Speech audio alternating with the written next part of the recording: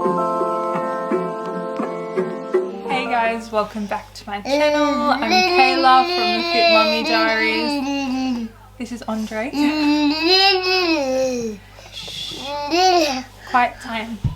And I'm currently 9 weeks pregnant. So this will be a week 4 to 8 update.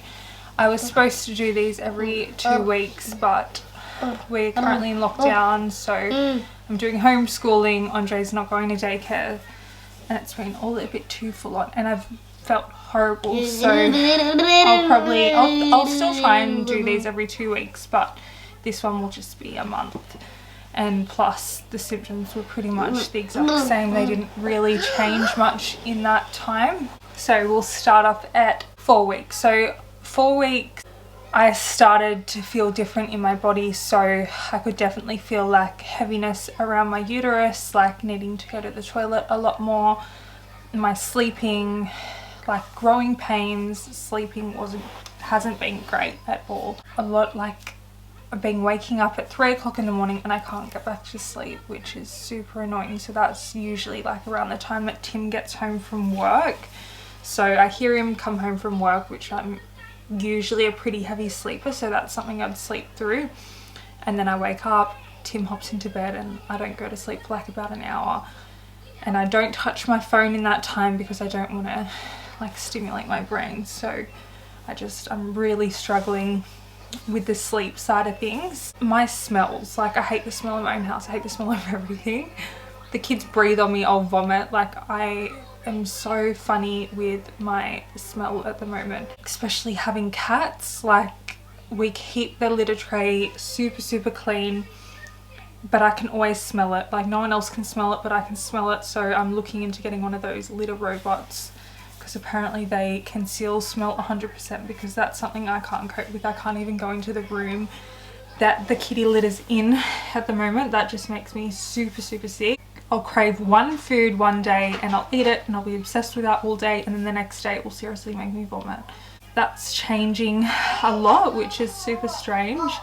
So yeah, certain tastes of things, like for instance, I've been addicted to watermelon this whole pregnancy until yesterday. I had like a slice of watermelon, which I pre-cut all my fruit and put them in containers, and it just didn't taste that good, and now I can't even bring myself to eat another piece. Like I'm completely turned off watermelon, which is like my favorite fruit, so that's a bit sad. My boobs were a little bit sore, like not too sore in the 4 week mark, just they were feeling a little bit tender some days. And that's about it for 4 weeks. And 5 weeks one day I had a scan, which we just seen the gestational sac. And the reasoning I do get a scan super early is because I've had previous ectopic pregnancies, multiple. I've had 2, and a lot of early losses. And I also had one pregnancy which was pregnancy in an unknown location, which wasn't an ectopic. That was scary, so I get scanned super early. So I had the scan at 5 weeks, and I wrote down everything else so I didn't forget.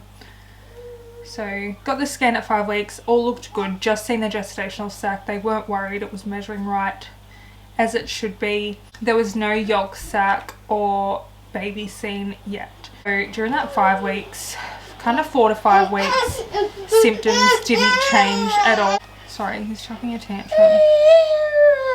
So during weeks, probably 4 and 5, symptoms stayed the same from 4 to 6 weeks. So 6 weeks on the dot, I had my first appointment with my gynecologist obstetrician, and we seen baby.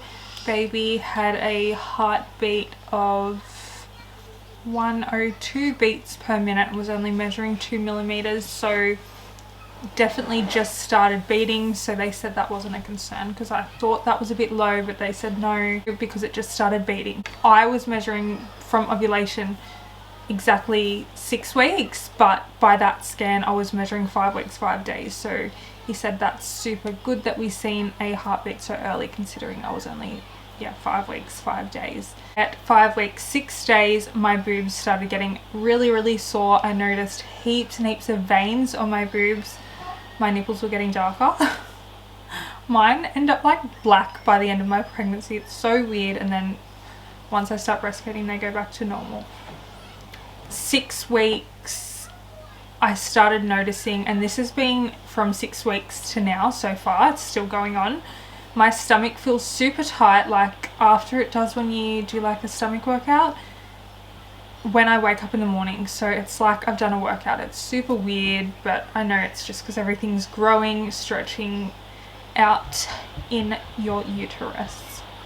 A lot of heartburn and reflux as well from around the 6-week mark, which it's after I eat certain things like milk, dairy, which is a bit odd. Usually you wouldn't get heartburn after those things, but yeah, I have been getting it really bad after those things. So I have been taking Gaviscon, which has helped a lot. 6.5 weeks I ended up in hospital because from the 6-week mark I got very, very sick. So it hit me like a ton of bricks. I was popping on Danzatron like they were lollies, which is a wafer that you pop in your tongue and it helps you stop feeling sick and stop vomiting. So I was taking like 4 or 5 of those a day, which that was like the max I could take, and I was vomiting all day. I could not stand up. I just could not do anything. I was seriously on the lounge all day. I felt so horrible. I was severely dehydrated, which I knew because I've been struggling to drink water. Like I can't drink water. Water makes me sick. Water makes me vomit. So I was kind of like sipping on juice and tea, but it was not enough. So I was on fluids for 2 nights, and then I was just getting the ondansetron through the drip, because at that point the wafers on my tongue were making me vomit because of the taste. And after that hospital trip I felt so much better. Like I definitely needed that. So that's something my obstetrician is going to do for me regularly, maybe an admission for a night every 2 weeks just to get some fluids, unless I start drinking a lot more water, which I can't. I've had gastric sleeve as well, so that restricts me being able to scull water, and I just can't sip all day. So that's something I'm really struggling with, my fluid intake. And I do have quite low blood pressure as well, which I've never had, but they've given me a blood pressure monitor for at home, and I just can't be on my feet for too long, because if I am on my feet for too long I will pass out. Like every time I stand up I struggle. I have to kind of hold on to something for a minute. Doesn't matter how fast, how slow I do it. I start seeing like stars and my vision goes a bit black, which is a bit scary. And when I have hot showers and things like that I get super dizzy, so I just have to be super careful with all that. But that can be normal for some people in the first trimester, so they're not really worried about it too much at the moment. I've just got to monitor it, and if it starts getting bad, it can also be a sign of dehydration. So I've just got to monitor my fluid intake, which I am, and then I've got to monitor how many times I'm vomiting, blah blah blah. Fun, but that's alright. I am extremely fatigued all day. Doesn't matter how much sleep I'm getting. Like some nights I'm getting 12 hours of sleep and I wake up exhausted. Sometimes I get like a strange boost of energy, and like in the middle of the day, and I'll like power clean. I'll go around and like cook and clean and do all those things, and then I just nearly die. Like it comes down on me and it stuffs me. Like I instantly have to go to sleep. So lucky the kids have been pretty independent and doing their own thing, because that's helping a lot. And it does help having Tim home in the day as well, because he works nights, he's home during the day, he sleeps till 10 o'clock in the morning and then he's up. So super handy having him home in the day, because I don't know what I would do if I had to parent alone all day. Like I would not cope at the moment. Hopefully it passes soon. I know a lot of women say that it dies down at the 10-week mark, 10 to 12 week mark, but I don't know, I've been feeling pretty crap. I never was really sick with the boys, like a little bit, like I'd vomit in the morning and then that would be it. But yeah, this pregnancy has really taken its toll on me so far, which is fine. You know, I know it's a good sign to be sick because it means things are progressing. so that's not a worry. But my boobs have grown like 2 cup sizes, which is good because when I lost 50 kilos, I lost my boob. Week 7 to 8, again, symptoms haven't really changed. They've just gotten a bit worse. My morning sickness hasn't been as bad the last week, touch wood, but still extremely fatigued, trouble sleeping. I wake up sweating, which is kind of odd because it's pretty cold. So I wake up sweating. Oh my gosh, the dreams are insane. The dreams I'm having, I'll wake up crying and they're just so vivid, so real, scary. I hate them. But yeah, this is something I've experienced all my previous pregnancies as well, so I definitely know that's pregnancy related. I had, when did I have my last scan? So then I seen my obstetrician when I was 7 weeks and 2 days. Yeah, 7 weeks and 2 days. Baby was measuring perfect, had a really strong heartbeat. I can't exactly remember what the heartbeat was. Measuring exactly on time, seen the yolk sac, seen the heartbeat, heard the heartbeat, so that was amazing because that was the first time I heard the heartbeat. I was in tears. And yeah, I have my next obstetrician appointment tomorrow, so 9 weeks exactly.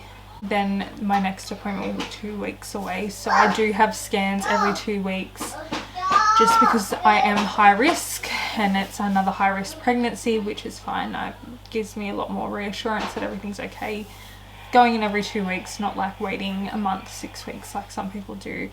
I don't know if I could do that. That would stress me out. I got my sneak peek done today. I got the clinical version, which is done in a pathology.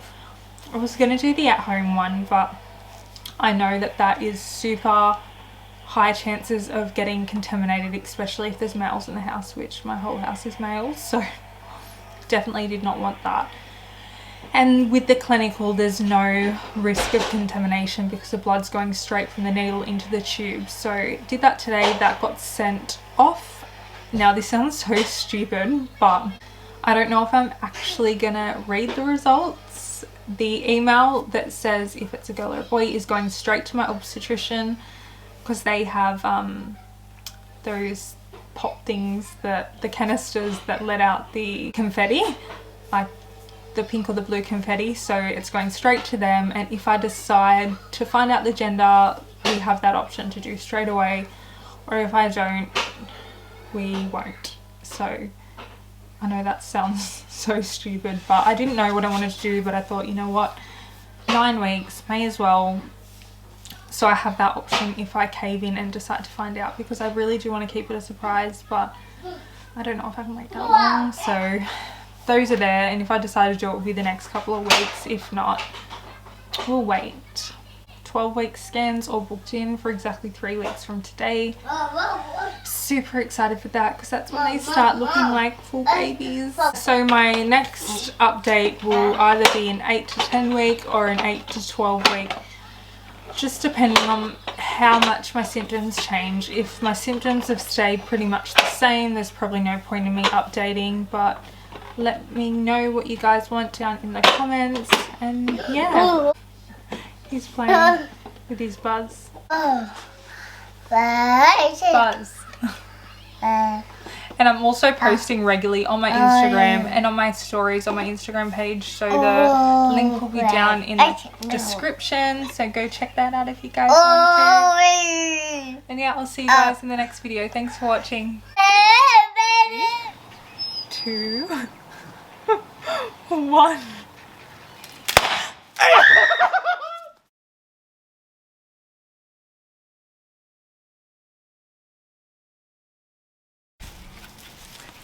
No, why?